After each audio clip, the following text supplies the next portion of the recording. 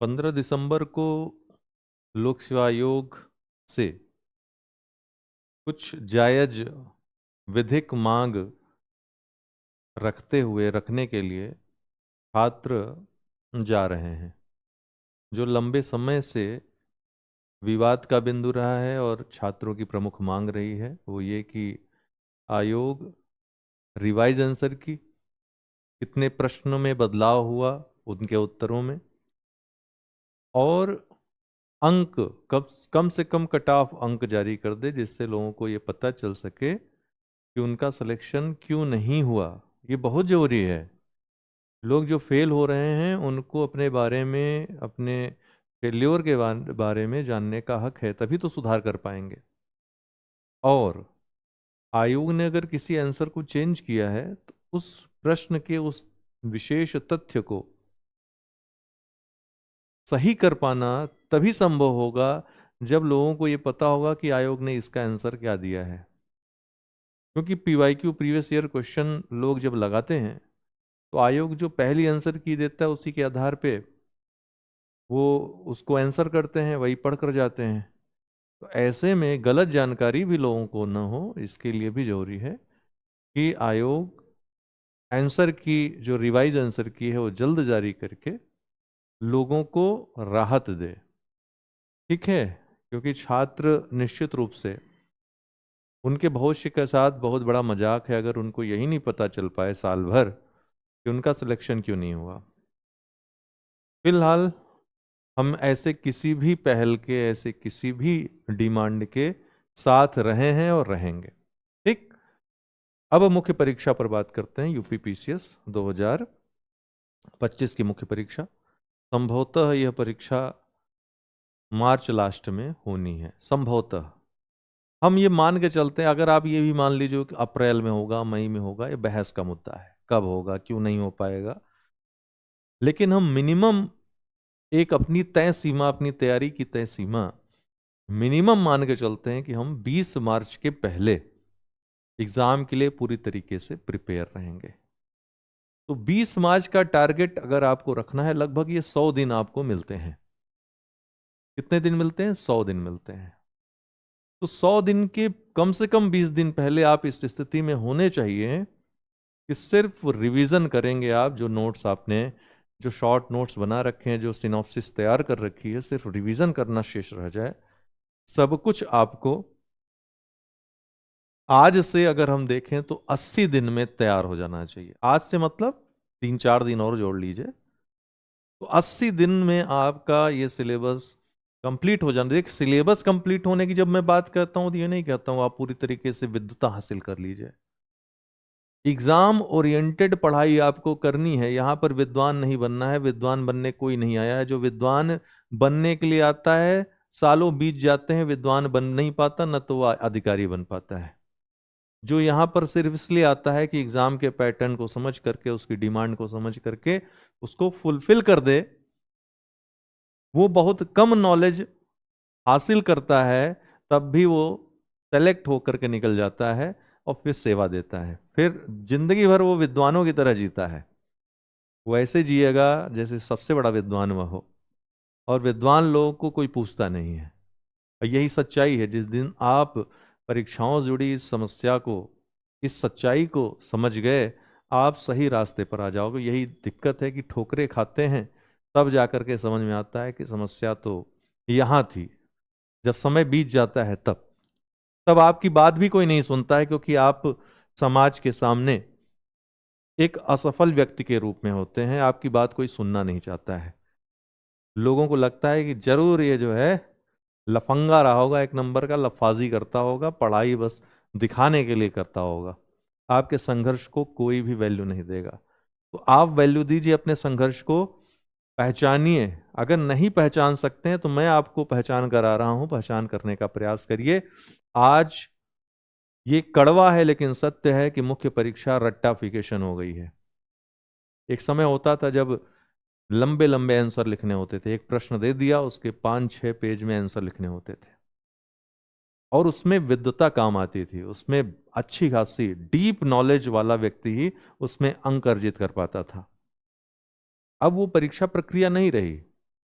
अब आपसे स्पीड मांगी जाती है, एक्यूरेसी मांगी जाती है।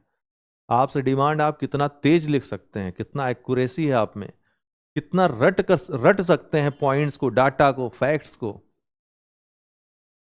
तो अब जो है इफिशियंसी पे ज्यादा जोर है, आपको इफिशिएंट बनना होगा। ठीक है, नॉलेज उतनी ही ग्रहण करनी है जितना आप प्रोड्यूस कर पाओ, जितना आप प्रेजेंट कर पाओ।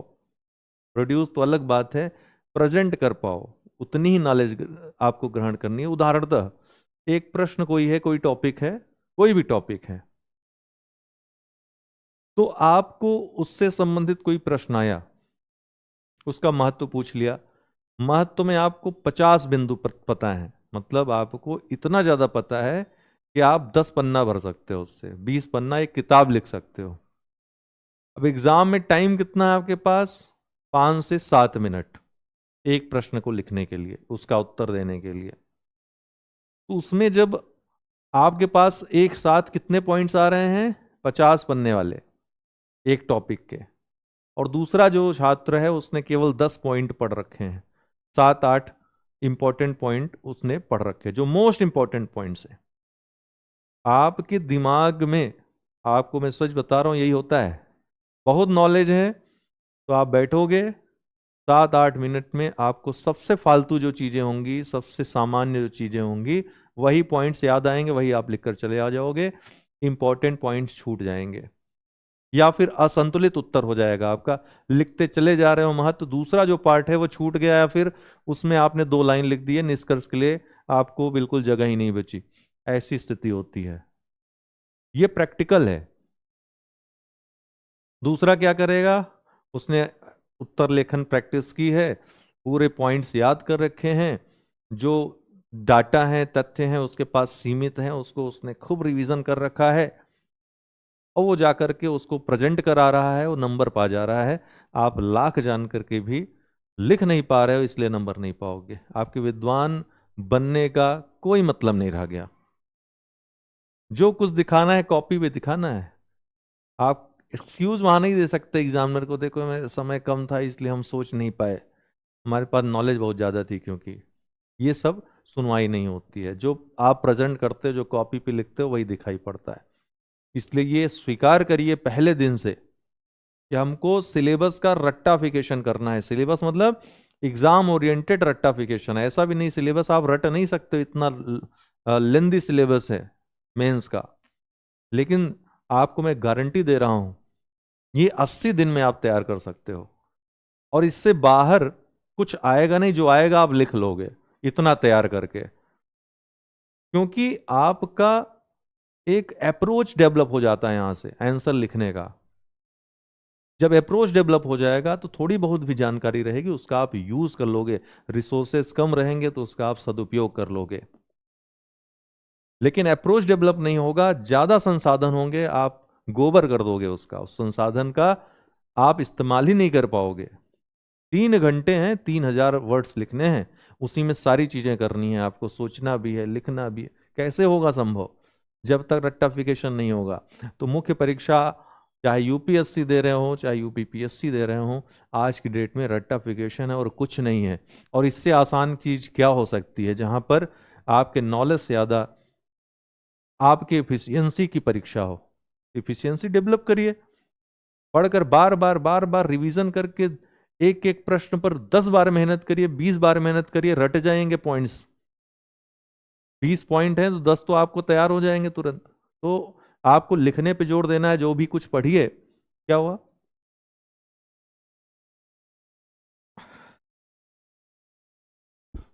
बिजली थोड़ा पानी देना।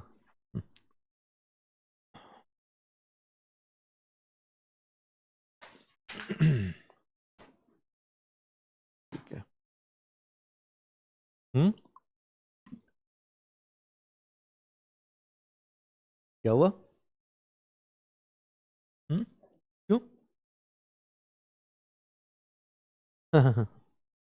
ठीक है। हाँ, इतना एडिट कर देना, छोड़ो। ठीक है, एडिट कर लोगे? कहाँ से? हाँ, है एडिटेबल सॉफ्टवेयर? हम कहाँ थे यार, देखो। कहाँ थे हम? हाँ, रट्टाफिकेशन क्या क्या मैं कह रहा था? तो आपको रट्टाफिकेशन पर जोर देना है, ठीक है।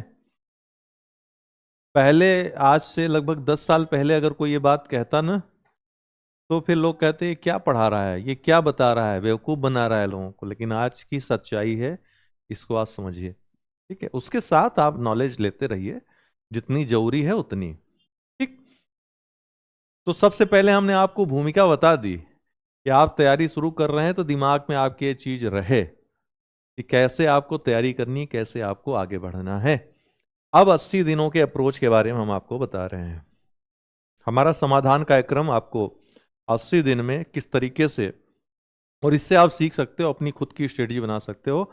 अपने जो बने हुए नोट्स हैं उनको भी आप इस तरीके से पढ़ सकते हो, या हमसे जुड़ करके पढ़ सकते हो, समान तरीके हैं। तो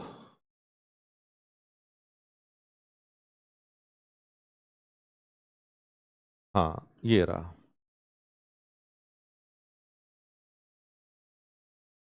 ये नीचे नहीं जा रहा यार, क्या बात है? इतना ही ओपन होगा क्या?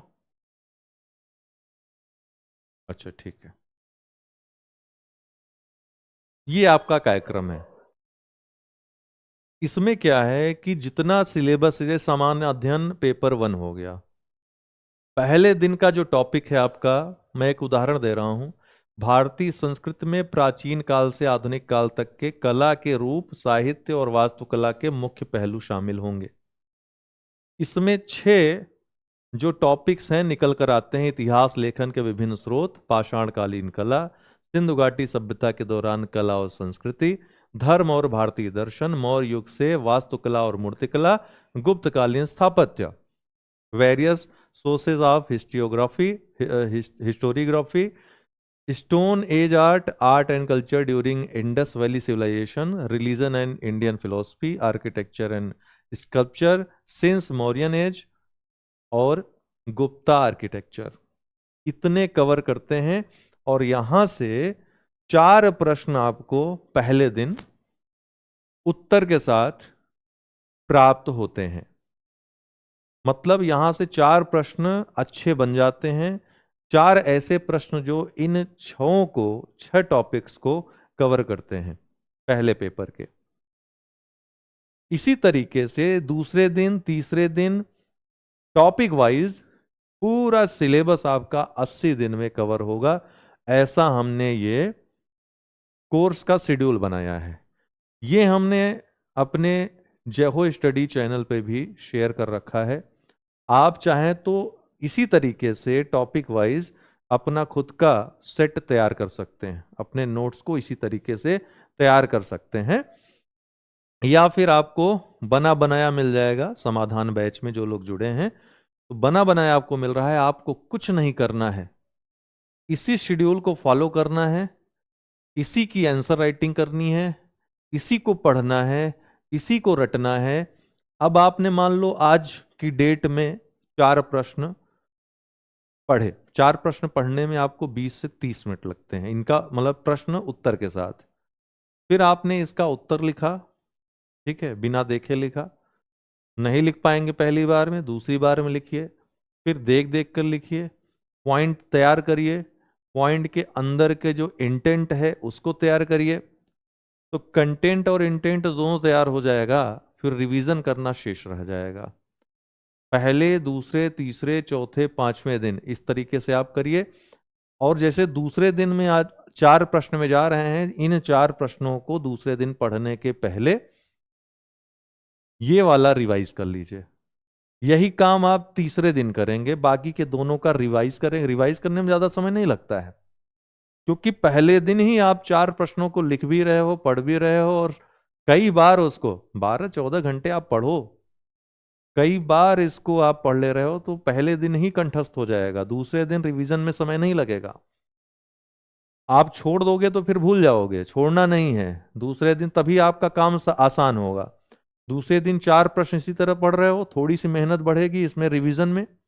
तीसरे दिन फिर इन दोनों का रिवीजन आप करोगे, 1-2 बार कर लोगे, बहुत है, स्पीडली पढ़ लो। फिर चौथे दिन पांचवें दिन, बाकी के जो छठा और सतवां दिन है उसमें इन्हीं का सबका रिवीजन कर लीजिएगा। ठीक है, और छठे सातवें दिन आपको इसीलिए हमने खाली छोड़ रखा कि छठे सातवें दिन आप रिवीजन करिए इनका। आपका इस तरीके से सिलेबस रुई की तरह, रुई नहीं होती है, रुई की तरह खत्म होगा। ठीक है, पूरा सिलेबस कवर हो जाएगा पहले पेपर का। दूसरा, पहला पेपर खत्म भी हो गया है, जब प्रीलिम्स का एग्जाम हुआ उसके बाद ये शुरू हुआ था, पहला पेपर खत्म हो गया। लेकिन अभी लोग जो जुड़ रहे हैं उनके लिए हमने बता दिया कल डिस्कशन में भी कि आज से जो टॉपिक आपको दिए जा रहे हैं वहां से आपको तैयार करना है। इन टॉपिक्स के आपको एक साथ बंच मिल जा रहे हैं, इनको आप कैसे पढ़ना है हम आपको ग्रुप में बता दिए हैं और बताएंगे भी, आपको बिल्कुल दिक्कत नहीं होगी। इसके बाद क्या होगा, हिंदी इंग्लिश दोनों में है ये, हिंदी इंग्लिश दोनों मिलेंगे आपको। अभी मैं आपको थोड़ा सा प्रारूप भी बता दूंगा कैसे। इसके अलावा आपको ये मतलब अच्छा खासा आपको समय भी मिल रहा है, ऐसा नहीं कि ये तैयार कर रहे हो तो कुछ आपको समय नहीं मिल रहा है। 12 से 14 घंटे आप पढ़ोगे तो आपको पर्याप्त समय, मैं कहता हूं 10 घंटे, 8 से 10 घंटे पढ़ोगे तब भी पर्याप्त समय है। 4 प्रश्न आप पूरी तरीके से रट करके पूरा सिलेबस अपना कवर कर सकते हो। ये हम आपको दे देंगे, आप देख लेना, पूरा सिलेबस कवर है, पहला दूसरा तीसरा चौथा पांचवा छठा सब। इसके साथ हिंदी निबंध की अलग से क्लासेस और उनके नोट्स, आप लोगों को उसकी क्लास सब मिलेगी। इसके अलावा इन क्लासों की आपको वीडियो क्लास भी मिलेगी। अगर आपको पढ़ने में कोई चीज नहीं समझ में आई है तो वीडियो के माध्यम से और क्या आप कर सकते हैं, इसमें क्या स्कोप होना चाहिए और क्या पहलू आप ऐड कर सकते हो, भूमिका में क्या ऐड कर सकते हो, ये सब, या फिर निष्कर्ष और किस तरीके से आप लिख सकते हो, इन सब पे डिस्कस होगा वीडियो में। ठीक, तो बहुत सारे लोग आलसी किस्म के होते हैं, वो पीडीएफ नहीं पढ़ पाते हैं, तो एक बार वीडियो देख लेंगे, फिर आपको पीडीएफ पढ़ने में बहुत ज़्यादा जोर नहीं लगाना, दिमाग का जोर नहीं लगाना पड़ेगा। ठीक है, मतलब आलस्य में भी काम चल जाएगा आपका। तो ये तो हुआ आपका पूरा सिलेबस कवर, 80 दिन का है ये।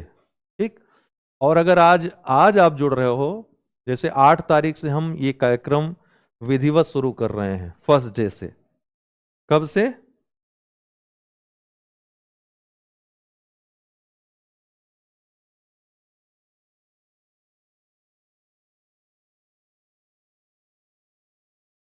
8 तारीख से ये पेन, 8 तारीख से, 8 दिसंबर से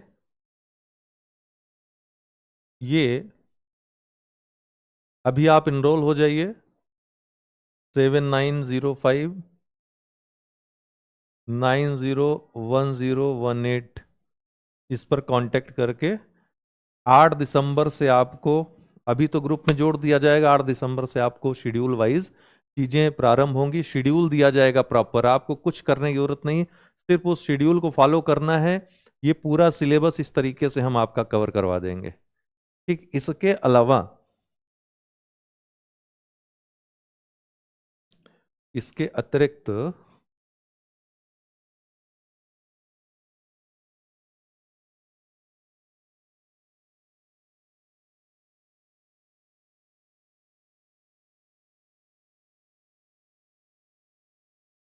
इसके अतिरिक्त हम आपको स्टडी मटेरियल इसलिए देते हैं ताकि कहीं कोई टॉपिक आपको पूरी तरीके से पढ़ने की जरूरत मान लो महसूस हो, ठीक है, तो आप टॉपिक वाइज, जैसे ये इंटरनेशनल रिलेशन है, टॉपिक वाइज आप चीज़ों को तैयार कर सको।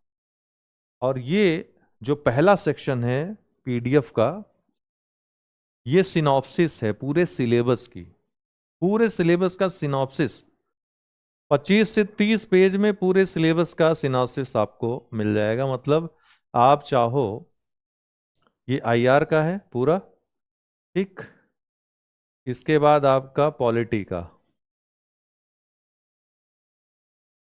और जैसे एक हम देख लें, ऑकस क्या है, ठीक, इससे संबंधित मुद्दे क्या हैं, गठन, प्रमुख क्षेत्र, ठीक है, पिलर्स इनके, रणनीतिक महत्व क्या है, भारत का दृष्टिकोण, सकारात्मक पक्ष, चुनौतियां, चिंताएं, आलोचना और विवाद, ठीक है, इस तरीके से हमने सिनॉप्सिस पूरी बना रखी पूरे सिलेबस की, first paper, second paper, third paper, fourth paper, fifth paper, six paper तक पूरी सिनॉप्सिस।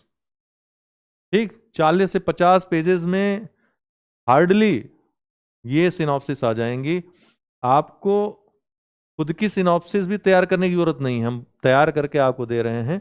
इनको भी आप अगर तैयार करके चले गए ना, फिर भरना रहेगा। क्या भरना रहेगा, इसकी वीडियो हम अलग से बनाएंगे, हिंदी इंग्लिश दोनों में। आपको ये हमने कवर करके दी है। और इससे आसान चीज और कुछ नहीं, ये आपके पूरे काम को आसान बना देगी। ठीक है, ये आपके पूरे काम को आसान बना देगी। इसके अलावा प्रत्येक पेपर में सिनॉप्सिस के बाद, ये आईआर का चल रहा है अभी, सिनॉप्सिस के बाद जैसे ये भारत पाकिस्तान, इस तरीके से जितने भी देश हैं, क्या मुद्दे हैं, हमने पॉइंट वाइज सब कुछ दे रखा है। ठीक,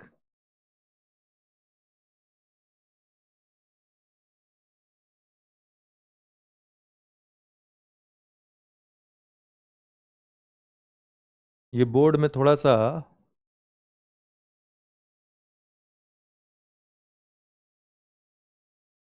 अब जैसे भारतीय राज्य व्यवस्था और आईआर था, भारतीय राज्य व्यवस्था संविधान। ठीक है, इसमें आपका आगे प्रशासन शासन भी है, सुशासन आदि के जो मुद्दे हैं, जिसमें एनजीओ आदि आ जाते हैं। हर एक टॉपिक का हमने सिनॉप्सिस, पूरा सिलेबस का सिनॉप्सिस आपको दे रखा। मतलब कि इससे आसान कुछ है नहीं, इसको आप निकलवा लीजिए, अलग से रख लीजिए। एक दिन में एक पेपर, गारंटी है आपको। जीएस फर्स्ट आप एक दिन में पढ़ जाओगे पूरे सिनॉप्सिस को। और इसका आपने अगर पूरा रट्टा लगा लिया, तो कोई ऐसा प्रश्न नहीं होगा जिसमें आप एग्जैक्ट आंसर न करके आओ, टू द पॉइंट आंसर करके ना आओ।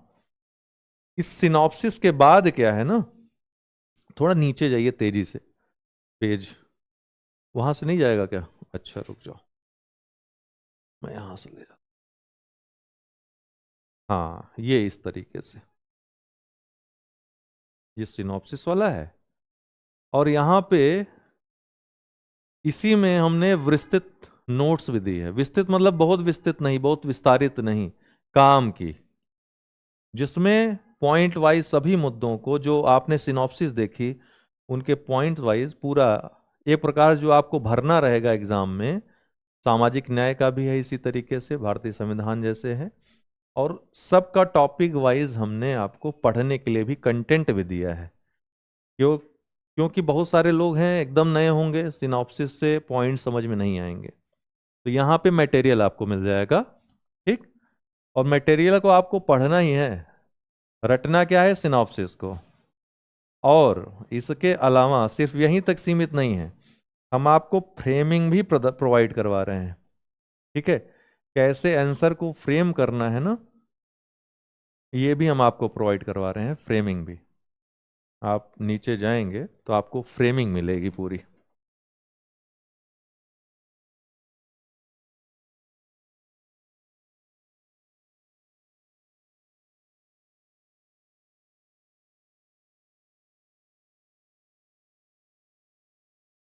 हर टॉपिक के क्वेश्चन आंसर, पीवाईक्यू भी शामिल है इसमें, और इनकी फ्रेमिंग आपको इस तरीके से मिलेगी, आप फ्रेम कर सकते हैं। ठीक है, बहुत सारे लोग जो पहले समाधान बैच हमारा कर चुके हैं, उनमें से बहुत सारे लोग सफल भी हुए, बहुत सारे लोग असफल भी हुए। उन्होंने अगर ये तैयार कर रखा है ना, तो आपको जो नया कंटेंट हम बनवा रहे हैं 80 दिन वाला, वो करने के स्थान पे यही करना है। ठीक है, वो करने के स्थान पे ये करें, क्योंकि आप ऑलरेडी इसको कर चुके हैं और ये परफेक्ट है, इसमें कोई कमी नहीं है। ठीक है, तो ये वाला आप पीडीएफ करिएगा अच्छे से, बाकी वीडियोस देख लीजिएगा, जो वीडियोस आएंगी, क्लासेस आएंगी। इसी तरीके से इंग्लिश में भी है, सेम चीज है। ठीक है, ये इंग्लिश वाला है, सेम चीज। ओके, तो हम आपको बता रहे हैं क्या रणनीति रहनी चाहिए आपको तैयारी के लिए किस मोड में तैयार करना चाहिए। एक तो आपके पास कलेक्शन होना चाहिए बेस्ट मटेरियल का, और फिर सिर्फ कलेक्शन होकर होगा नहीं कुछ, उस पर आपको अडिग रहना पड़ेगा एग्जाम तक। कोई कितना भी कह ले कि नहीं ये कंटेंट अच्छा, वो कंटेंट अच्छा, आपको अपने कंटेंट पर रिलाई करना है। लाख पढ़ लो, लिख नहीं पाओगे क्या मतलब है। ये जैसे आज का आंसर होगा, क्वेश्चन आंसर, ये 80 डे के प्रोग्राम में तो ये प्रश्न दिया, इसका इंट्रो दिया, मेन बॉडी दे दी, जितने की फीचर्स हैं ये पॉइंट वाइज दे दिए, ठीक है, फ्रेमिंग दे दी, और यहाँ पर चैलेंजेस क्या हैं, इस तरीके से पूरा आपका कंक्लूजन तक दे दिया। ये टॉपिक वाइज 80 डेज का, जो 80 दिन के प्रोग्राम में आप जुड़ रहे हैं, आप यही करिए अच्छे से, और सिनॉप्सिस की वीडियो और वो सिनॉप्सिस, बस ये 3 चीज। बाकी अगर कुछ पढ़ना है, कुछ ज़्यादा जानकारी चाहिए किसी टॉपिक के बारे में, वीडियोस अगर नहीं देखना चाहते हैं वीडियो रहेगी, वीडियो नहीं देखना चाहते हैं तो डायरेक्ट आप जाइए वहाँ पर, कंटेंट मौजूद है, कंटेंट पढ़िए, वहाँ से हर टॉपिक का आपको कंटेंट मिल जाएगा, प्रश्नोत्तर रूप में भी मिल जाएगा और लिखित रूप में मिल जाएगा, आप वहाँ से पढ़ सकते हैं। ठीक, तो उसको केवल पढ़ने के लिए रखिए, सिनॉप्सिस और इसको तैयार करिए। जिन्होंने पहले का समाधान बैच ले रखा था वो पढ़ चुके हैं, वो उसी पीडीएफ को पूरी तरीके से पढ़ें। ठीक है, जो हमने ऐड की हैं चीज़ें, करंट का अपडेट बहुत सारा किया है, इंट्रो में बहुत कुछ चीज़ें जोड़ी हैं, बहुत कुछ हमने कंक्लूजन में जोड़ा है, मेन बॉडी में बहुत कुछ जोड़ा है, उसको पढ़ लें। जो कुछ चेंजेस हुए हैं अपने पुराने नोट्स जो उन्होंने निकलवाए हैं उसमें ऐड ऑन कर लें। ठीक है, तो इतना ही मेहनत करना है आपको, बाकी रिवाइज करिए उसे। तो ये इंग्लिश में है, इसी तरीके से हिंदी वालों के लिए हिंदी में रहेगा, सेम चीज रहेगा। ठीक है, तो जो आप कर सकते हैं 80 दिन में हमने आपको बताया। अगर कोई कंफ्यूजन है आप हमसे पूछ सकते हैं। ठीक है, तो कहाँ गया,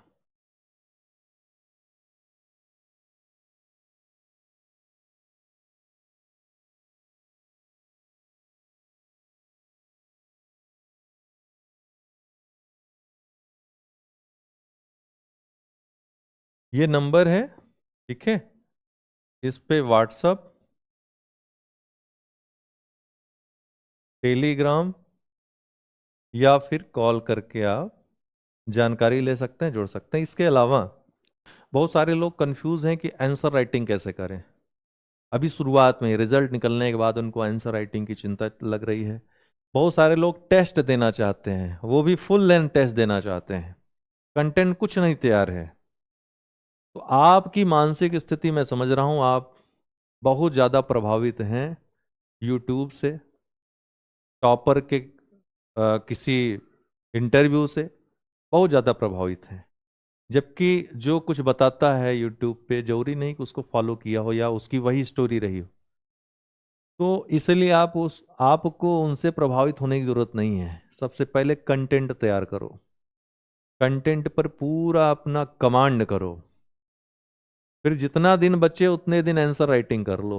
आंसर राइटिंग का उद्देश्य क्या होता है, 2 उद्देश्य होते हैं। कहाँ पे कौन चीज लिखनी है इसका प्रैक्टिस हो जाता है, और कितने समय में वो चीज लिखनी है इसका प्रैक्टिस हो जाता है। मतलब समय और प्रेजेंटेशन। ठीक है, समय और प्रेजेंटेशन, ये 2 मुद्दे होते हैं उत्तर लेखन के। तो आप टेस्ट दो न दो, अगर एक आंसर आप लिख रहे हो और उसमें 5 से 6 मिनट ही आप ले रहे हो, बेस्ट दे रहे हो, तो फिर आप टेस्ट न भी दो, आप बेस्ट करके आओगे। जरूरत क्या है, कंटेंट तैयार करिए आप। ठीक है, जरूरत क्या है कि आप कंटेंट तैयार करिए। ठीक है, कंटेंट तैयार करिए बढ़िया से। और कंटेंट कैसे तैयार होगा, मैंने 80 दिन का आपको बता दिया। इससे ज़्यादा के चांसेस नहीं है। 20 दिन बचाइए कि जो तैयार की हुई चीज़ें हैं उसका रिवीजन करिए। नहीं तो मैं बता रहा हूँ आपको, 1 महीने बचेंगे, 20 दिन बचेंगे, तब तक आप नोट्स ही कलेक्ट करते रहोगे। तब तक तमाम जगह पीडीएफ अपलोड होती रहेगी, ये तैयार कर लो, वो तैयार कर लो, पागल हो जाओगे। अभी आज के दिन निश्चित करो, निर्धारित करो कुछ चीजें छोड़ करके। क्या चीजें छोड़ करके? बजट और आर्थिक समीक्षा। ठीक है। और कुछ प्रमुख घटनाएं व रिपोर्ट। ठीक है, कुछ, ज्यादा नहीं, कुछ जरूरी घटनाएं और रिपोर्ट। ठीक, बस इन्हीं दोनों चीजों का वेट करिए आप, और इनका वेट आप तभी करने के योग्य बनोगे जब बाकी पूरा सिलेबस आप कवर कर लोगे। तो आप ये समझ लीजिए 8 तारीख से, 8 दिसंबर से, 8 दिसंबर से आपके पास समय नहीं है बिल्कुल। डेली 4 प्रश्न व उत्तर ये तैयार करने हैं। जैसे तैयार करने हैं, जैसा मैंने बताया वैसा तैयार करना है। ठीक। और इसके अलावा आपको क्या करना है? इसके अलावा आपको लिखना है, इसको लिख लिख करके याद करना है, लिख लिख करके याद करना है। साथ में रिवीजन भी करते जाना है। इतना सीमित कर लीजिए आप, जो कुछ समझना है उस पीडीएफ में जो हमने अलग से दी है उसमें समझने के लिए बहुत सारी चीजें हैं। फ्रेमिंग अगर कुछ करनी है किसी टॉपिक की, तो वहां से फ्रेमिंग उठा कर ले आइए, यहां पर डाल दीजिए सजाने के लिए, प्रेजेंटेशन के लिए। हमने आपको पहले भी कहा है कि जहां पर जरूरत हो वहीं पर फ्रेमिंग, जहां पर आवश्यकता हो वहीं पर मैप आप डालिए। बार बार एक ही तरह के मैप बनाने से बचिए। पूरे प्रश्न में पता चला भारत का नक्शा, या फिर उत्तर प्रदेश के स्पेशल के पेपर में पूरे प्रश्न में 1 से लेकर 20 तक पूरा यूपी का ही आपने नक्शा बना दिया ताकि हम यूपी के हैं, या फिर यूपी जैसा कुछ भाव दिखाने के चक्कर में ये मत करिएगा। अनायास और निरर्थक प्रयास मत करिएगा कुछ भी प्रदर्शित करने का। उससे बेटर है कि आप पॉइंट वाइज चीजों को उल्लेख कर दीजिए, और पॉइंट जो भी आप लिखोगे एग्जाम्पल भी दोगे, उसको ऑथेंटिकेट भी करोगे। ऐसे ही कोई चीज नहीं लिख दोगे। अगर आपको किसी सरकार की योजना में कोई बुराई नजर आ रही है तो अपना नाम लेकर ऐसे नहीं, मतलब अपने से बुराई मत करिएगा, कहिएगा ये फलाना ये समिति थी, कैग ने ये रिपोर्ट दी थी जिसमें ये चीज सामने आई। सीखिए इस चीज को, ये कला होती है आंसर करने की। ठीक है, आप ये नहीं देखने चाहिए कि आप सरकार के समर्थक हैं या सरकार के आलोचक हैं। ठीक। तो तटस्थ भाव में आपको चीजों को लिखना है, देखना है। राज जो ये चुनाव उनाव में चलता है ना, ये सब दिमाग से निकाल दीजिएगा आप।